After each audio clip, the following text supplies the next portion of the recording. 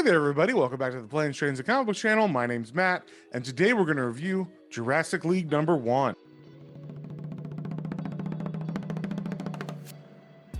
But before we get into that, if you guys wouldn't mind sharing, subscribing, commenting, it really helps me out and lets me know what you guys want to see more of. So, with that being said, let's get straight into it. Before we start, just letting you know, this comic is split up into 4 different parts. So I'm just going to show you a little bit of each section, so that way I don't spoil too much of any of the stories. All right, we got the cover here for Jurassic League number 1. It is a DC comic, and it is by Johnson, Gideon, and Spicer. So the first page, we see a spaceship coming to Earth, and it crash lands, and 2 humans find an egg inside the ship. And when the egg opens, we see a blue hand reach out to the human hand. Then we cut away from that scene into the future, where we meet Batman Tyrannosaurus, and he's trying to track someone down. So after running through the jungle all day, as the sun goes down, he finds a cave, and he can smell this is where he needs to go into. And as he goes further into the cave, he finds this thing that looks like a tree. I'm not sure what it is, but it is pieced together by dead bodies and flesh of humans and dinosaurs alike. The next scene we cut to is on the beach where humans are fishing, and we see Black Mantisaurus come out of the water, and he begins to attack the people.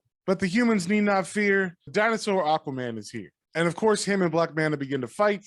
And possibly one of my favorite panels of all time, Black Mantisaurus punches a dolphin in the face. And that's where I'm going to stop this one. Then we cut to Trimascara, where we meet the Wonder Woman Triceratops. And she has been having dreams of this dinosaur Justice League. And it seems to be calling to her, but she's torn because she doesn't want to leave the island. So she talks to her mom about it because she's so torn. And her mom tells her she needs to show her something. And she reveals a lot of history about what had gone on with wars in the past at Trimascara, as she shows the bones of Ares to her. And then we cut to Metropolis, where we meet Supersore, who is living peacefully with the humans, since if you remember at the beginning of the book, the humans found him in a spaceship, and he is helping them build the walls of the city for protection.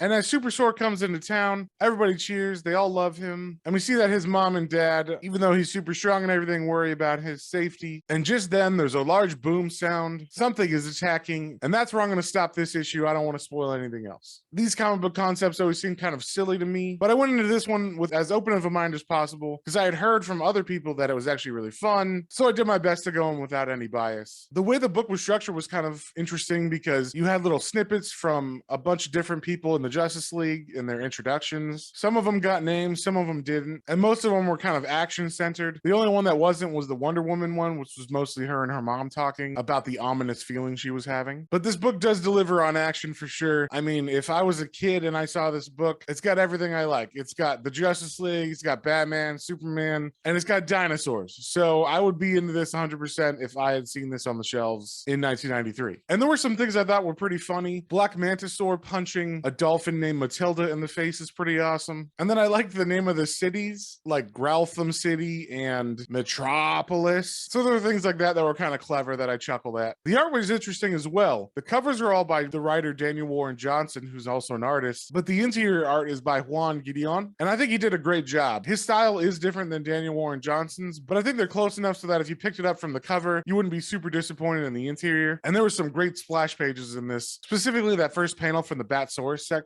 And I don't know if they said his name, but the Aquaman dinosaur splash page is pretty awesome as well. So overall, this still isn't really my thing. I still think it's kind of silly, and the concept just doesn't click with me personally, but I can see why other people would like it. And like I said, if I was a younger kid and just looking for a fun read, this would definitely be in my pull list. But in my current age, this one's kind of a hard sell to me, because I just don't care about Justice League dinosaurs. So my rating for this one's going to have an asterisk on it, because I still think it was a good comic and it is a fun read, and I think it's well made and well written and everything. So I'm going to give it a 3.5 overall, just because I know that I'm super biased against these types of Elseworld stories, but that's just my opinion. So if you saw anything you like, definitely go pick that up at your local comic book store, and we will see you all in the next one.